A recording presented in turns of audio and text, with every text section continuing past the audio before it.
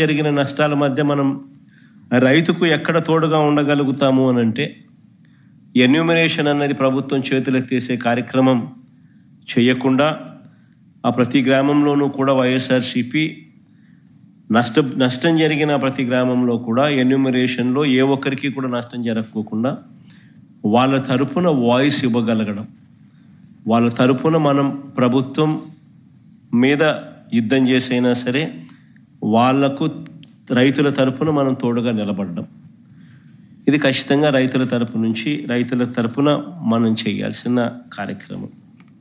మీ ప్రాంతాలలో మన కోఆర్డినేటర్లు, assembly కోఆర్డినేటర్లు ఎక్కడెక్కడే assembly కోఆర్డినేటర్లు అందరూ కూడా చురుగ్గా పాలుపంచుకుంటా ఉన్నారు.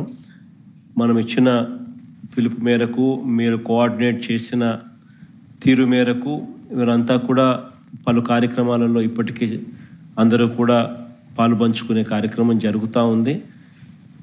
శ్రేణులందరూ కూడా ఈ కార్యక్రమంలో కూడా పాలుపంచుకుంటూ ఉన్నారు. వాళ్ళందరికీ ఒకవైపున అభినందనలు తెలియజేస్తూనే మరోవైపున వాళ్ళందరినీ ఇంకా కాస్త ప్రోత్సహించి ఇంకా మెరుగ్గా వాళ్ళు పాలుపంచుకునే విధంగా, తద్వారా రైతులకు ఇంకా మంచి జరిగే పరిస్థితులు క్రియేట్ కావాలి. కాబట్టి ఆ దిశగా కూడా అడుగులు వేయాల్సిన అవసరం ఉంది. ఏ రైతు కూడా మిగిలిపోకుండా అవస్థపడే పరిస్థితి రాకుండా ఆ రైతుకు తోడుగా ఉండే కార్యక్రమంలో మన వంతు కృషి ఏం చేయాలనో అవన్నీ కూడా గట్టిగా చూసుకునే కార్యక్రమాలు చూసుకుందాం.